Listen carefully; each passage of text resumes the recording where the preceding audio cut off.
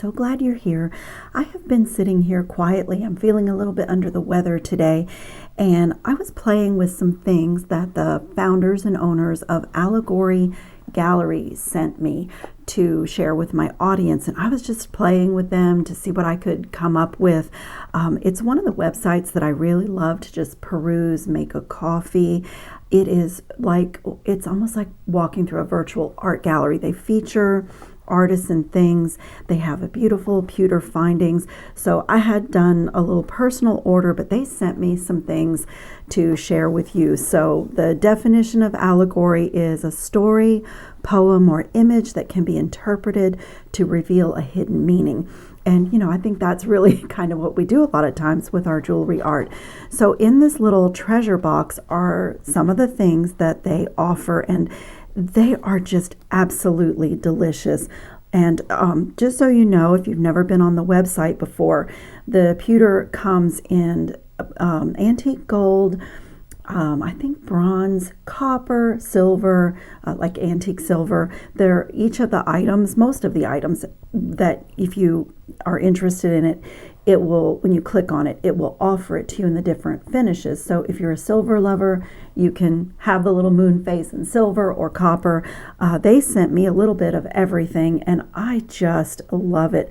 This is the prettiest little bead. It's two-sided. Let me get a little piece of wire.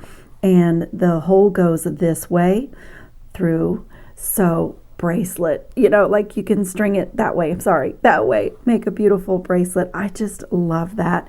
And then they make these amazing bead frames. I'm just going to pick all of these out because I've been playing with one to kind of share with you just some of the possibilities. And this is a great example of the different finishes, the silver, the gold. Here's what the copper looks like. And you can see they do ovals, rounds, teardrops, rectangles. And the cool thing about these is that they have a little channel that goes all the way around and little holes. So you can use it as a bead frame, run your wire just like we would a normal bead frame, but you can also run wire in and out of there, needle and thread, and stitch things to the outside. And because the holes go all the way around and the little channel goes all the way around, you can turn it this way. I mean, you could, if you wanted it to be funky, you could run from corner to corner and, have some geometric shapes. They're just amazing, and I just love it. I mean, I love this website because you're just not going to find this kind of thing at the craft store. You're just not. I'm just drooling over this. When they sent me this little Stradivarius, I am absolutely in love with it. It looks like something from a doll's house. It is so beautiful and so dimensional. So I've already been back on the website and ordered this in, more of this and in the copper. I don't have a plan for it yet, but it just makes me so happy. I just love to look at it. And then they do these really cool little beads. This one's copper and it has a little dragon on it. And then this is a bead. The hole goes up the middle, the little peace sign. And what else is it? Oh gosh, look at this one, you guys, this square one. And it has that beautiful scroll work on both sides. And it's like a little pillow, like a little cushion. I absolutely love that.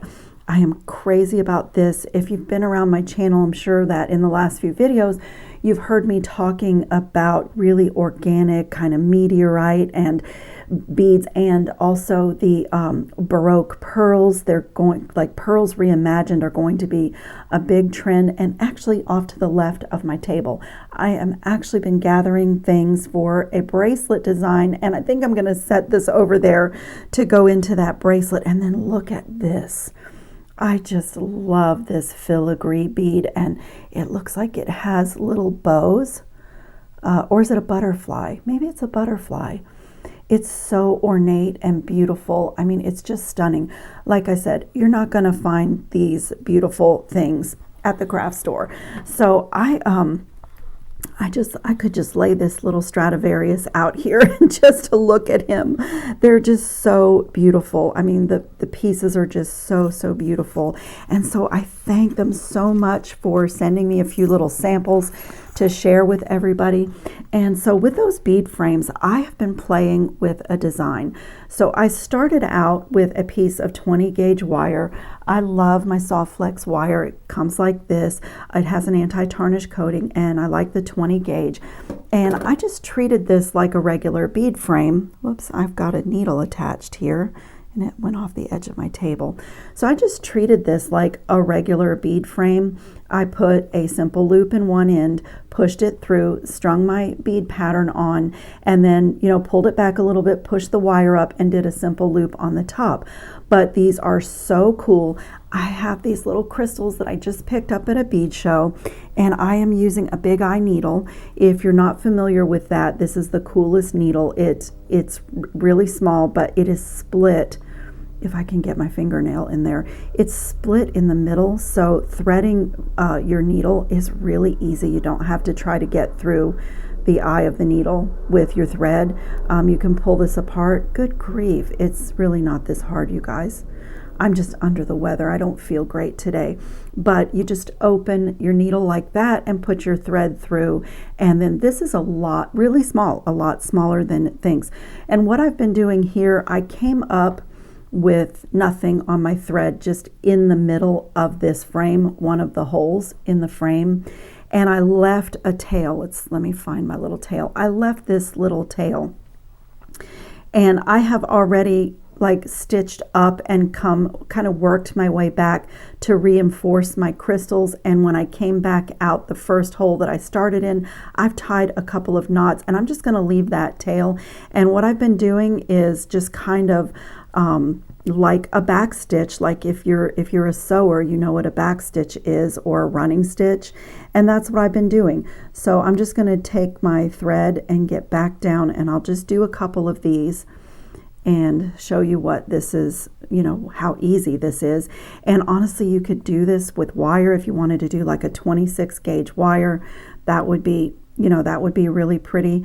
So I'm just coming up through the hole, and you know, I'm having to, I mean, you could do anything you want around the edge, but I want my crystals to be like bumper to bumper.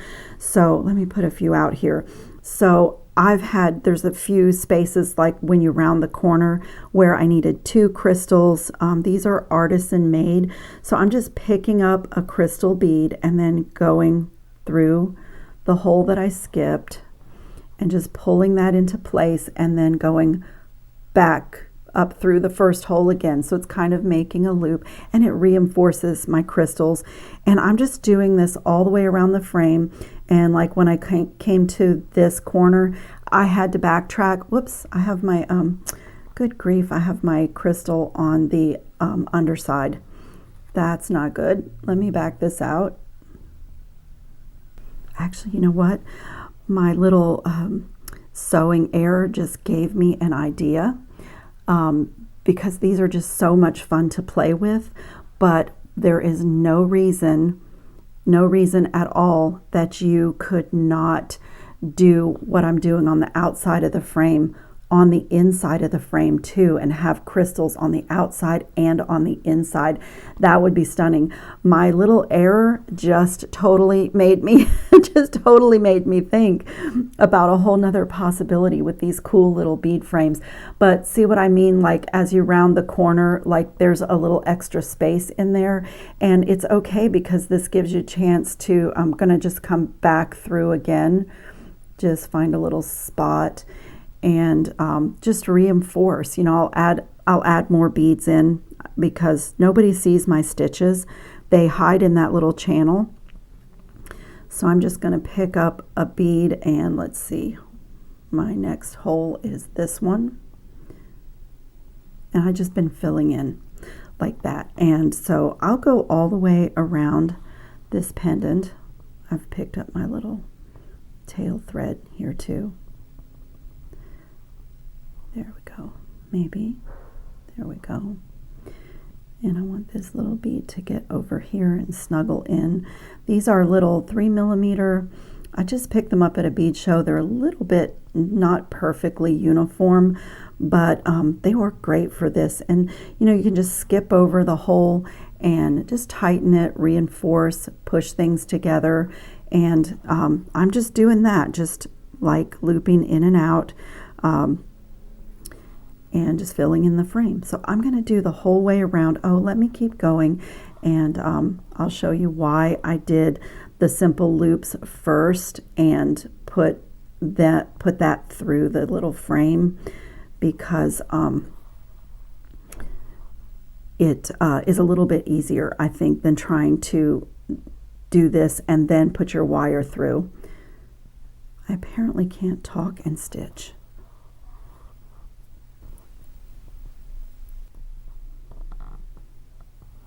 Just get them to lay in the channel, and then, like I said, a little kind of a back stitch. If you're familiar with some sewing techniques or embroidery techniques, kind of a back stitch. And I did reinforce quite a bit on the corner, and I did also kind of want to hide my little loop that kind of appears on the corner. And this is the rectangle frame. I don't know if that would happen with like the teardrop. Probably not. It's probably just because I chose this rectangle frame to work with, but I'm just I reinforced quite a bit on my other corner that's done, and just get those beads to lay in that channel. And then when I got over here, let's see, I want to reinforce just a tiny bit more here. Still not happy. Okay, so I'm just gonna make my way. I have my beads in there, so to like fit the needle through there, and I'm just gonna continue around. That's why I did the wire part first, because you know, the hole will take the needle and the thread, but I think it's a little bit easier to get your needle and thread through there after the wire is in place.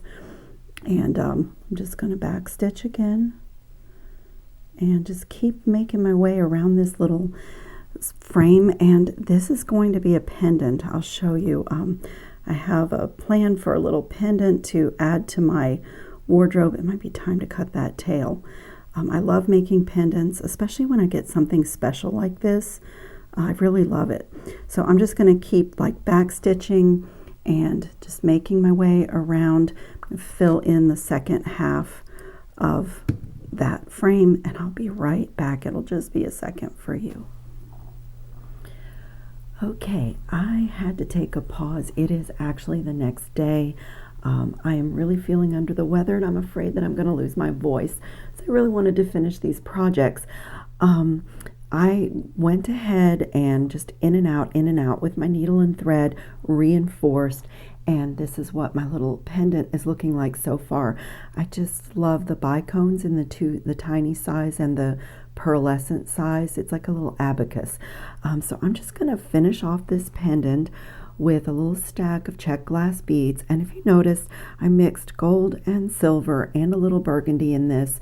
I have a little splayed head pin here, and I am just going to, let's see, see which way my loop needs to go. It needs to go side to side so that it fits in there, because once I stitched my crystals, it's really holding my loops perpendicular to my mat. So I'm going to use my 2 1/4 millimeter one-step looper, and I'm holding my splayed head pin so it's this way. You can always readjust your loops if you need to, but I'm just going to put a simple loop right in the top of this, and while it's still in the tool, just straighten it a little bit if I need to.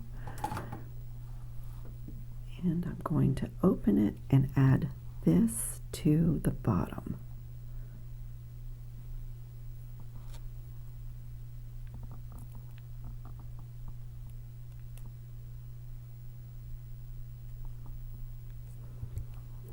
Oh, it's so pretty. I love the mix, and I have options with this now, because in my jewelry wardrobe I have a whole collection of just plain leather cords that I've done. I also have a stainless steel chain, a couple of different lengths of gold chains, and this can be like, the look can be changed. I really like that. So I'm going to take a piece of 20 gauge wire This is my soft flex that I really like. And I am going to do a simple loop at the bottom of this bead. And then at the top, I'm going to use my pliers to do a wrapped loop. And the reason I'm doing that is because I'm quite familiar with all the chains and things that I have in my jewelry wardrobe, and I know what size bail I need to make with which bail making pliers so that I can take this pendant on and off of several different necklace bases. So that is that. I guess I'll go ahead and, I was debating if I wanted to go ahead and connect it to the top. So I'm just going to feed on one of these check glass Baroque pearls. These and these bicones were left over from my collaboration box with Dee Dee Beads this month called A Night at the Symphony. I can't even remember. I made like 2 or 3 sets of jewelry, and I just still have so much left over from it, so I'm still using that.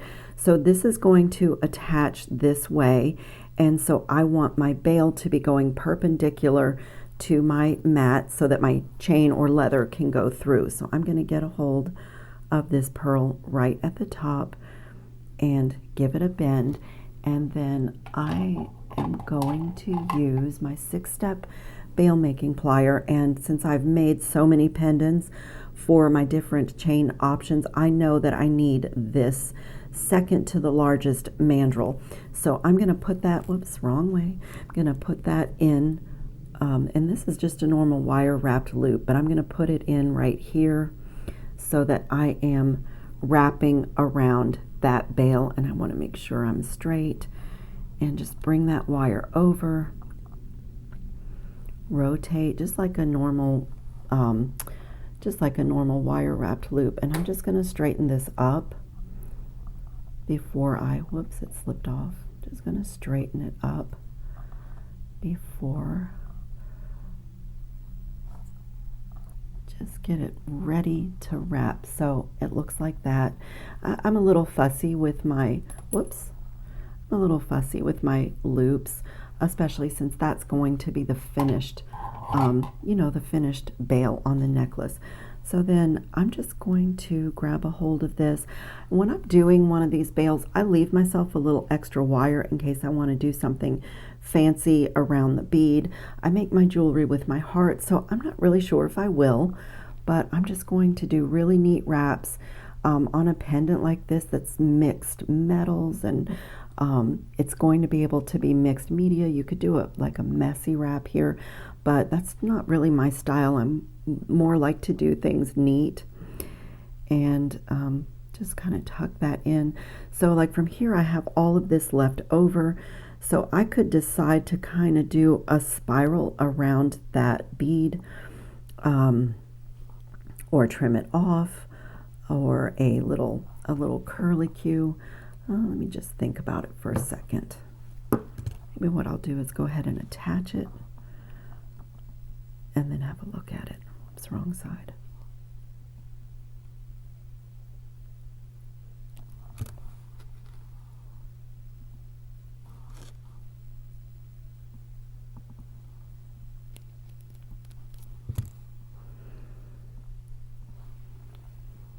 Oh, it's so pretty. Oh, I wish you guys were here. What do you think? Should I do like a little spiral? Should I just trim it off?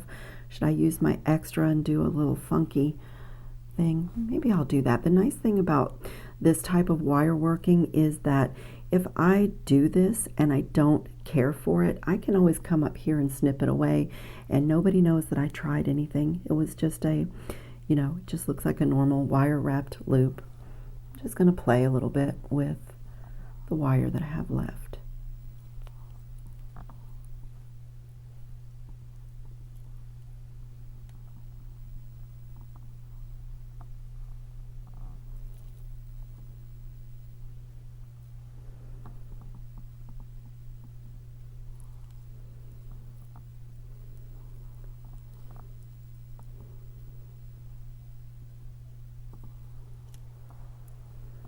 I like it.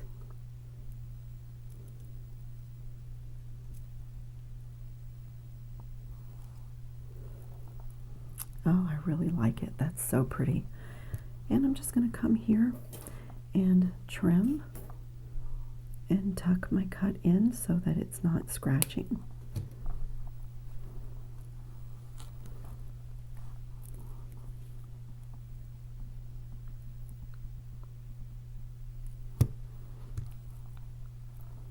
That is so cool. Oh my goodness. And then this will be my first, this is one of my leather cords. I have several of these in the lengths that I like, and I just put little cord ends on them. And I have a large enough bail now that I can just thread this on. And that's what it looks like on the, whoops, let me get it straight. My leather cord is pulling everything. And that's what it will look like on leather. There we go. I have it twisted. There, look at that. Isn't that pretty? I love that. It's elegant, it's chic, it's really different, it looks artisan. I really love the way this turned out. Those frames are so much fun to work with, and you don't have to be a great, like, you know, bead weaver. So the other project that's been laying on my table here all this time is this cool bracelet.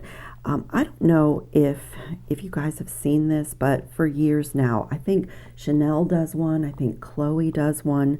They are these chain bracelets. I even think that Anthropologie has done a version of this. And these findings have really made it so that I could give this a try.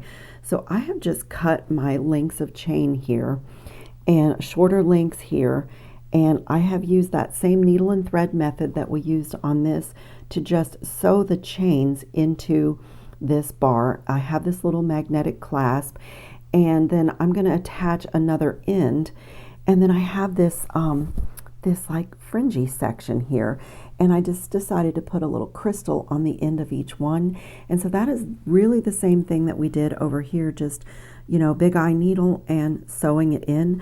I'll show you what I did on the ends here of my fringy part. And I basically had this chain, it's Hamilton gold finish, and it's basically what I had to work with. But if I had something different, I probably would have gone with a little bit chunkier chain for this project. But I'm going to put this together and, you know, see how it goes.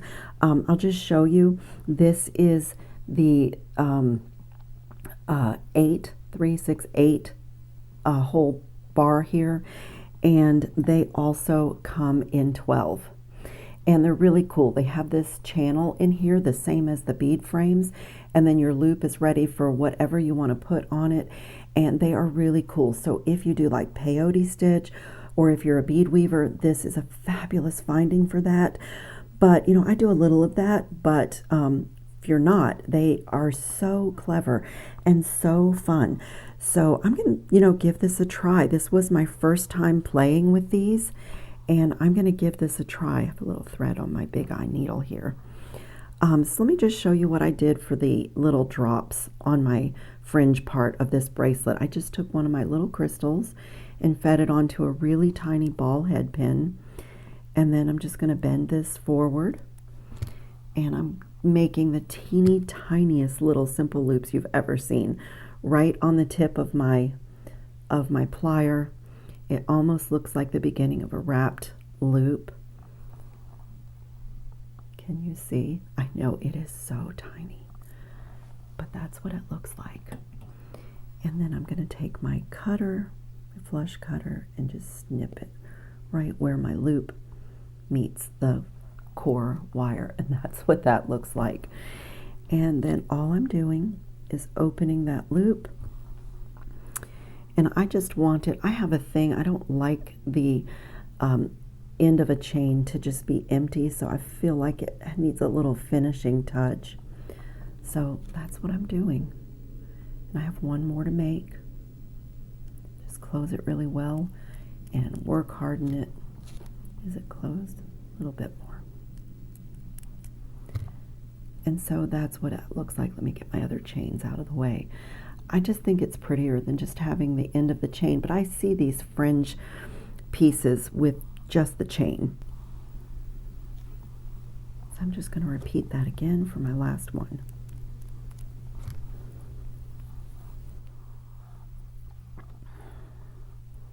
Look at that. So pretty. I just love it.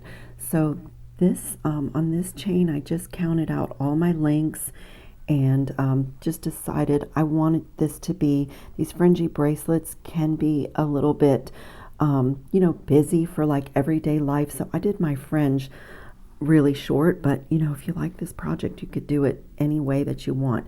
So I'm just going to come to this end and do the same thing, just attach these chains in this order to the other half of this bar. And I'm going to do that with the same exact method that I did going around that bead frame. Just open my big eye needle, and this is just some fire line that I had in my stash. Just feed it through the big eye needle.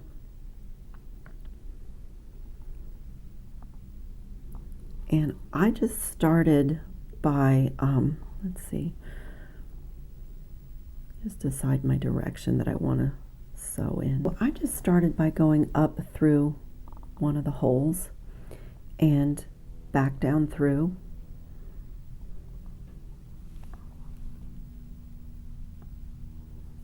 To pull it a little bit. There we go. Now I'm going to leave a pretty good little tail here so that I can come, you know, reinforce and come back and tie off to where I started. So just like we did on the frame.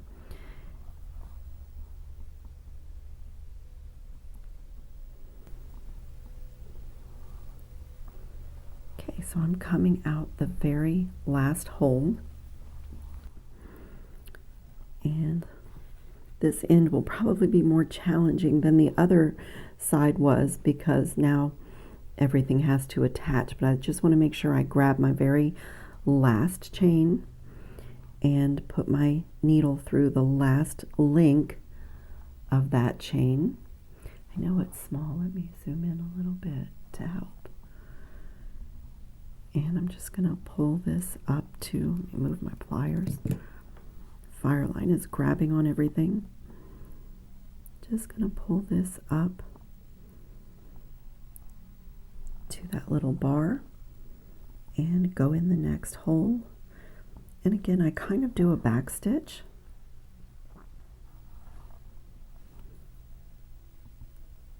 Come back out just so it's attached right there. I'm going to do a little back stitch and pull that chain over here.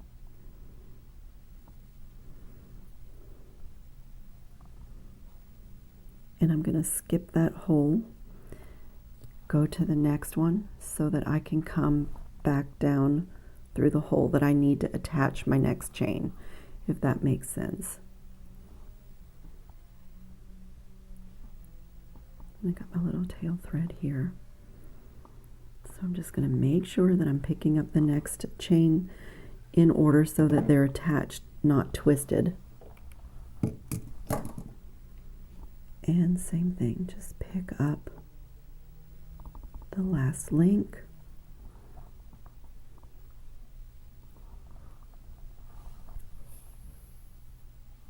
It's a little kink in my thread.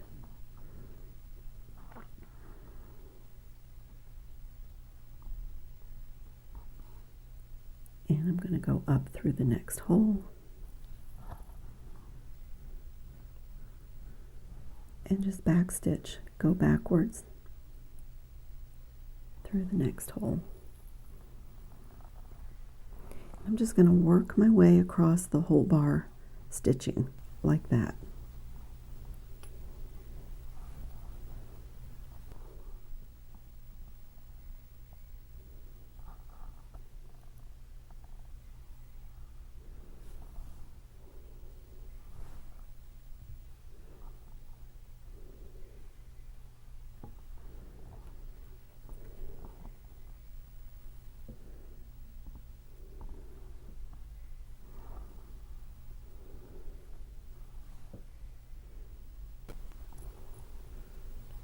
Okay, last one.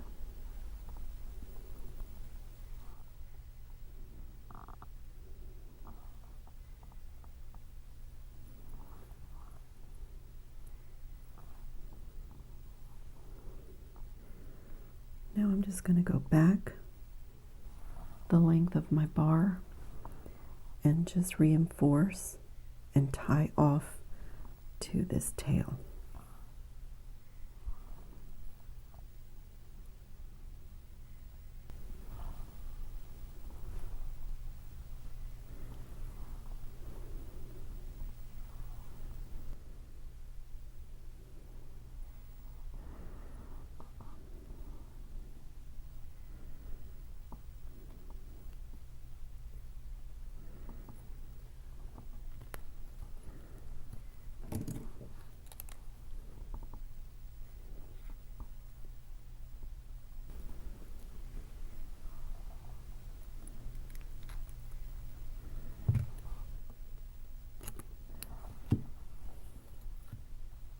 Okay, I'm all secure, and I am pretty sure that I'm going to need a couple of extra jump rings. I only have one on this side, and the reason I did that is because when this is on, I want my fringe to kind of hang over that pave clasp.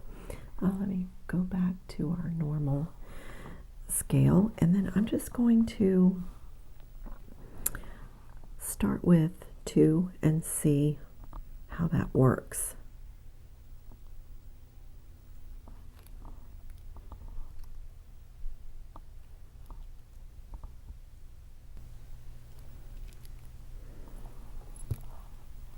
Okay, let's give it a test.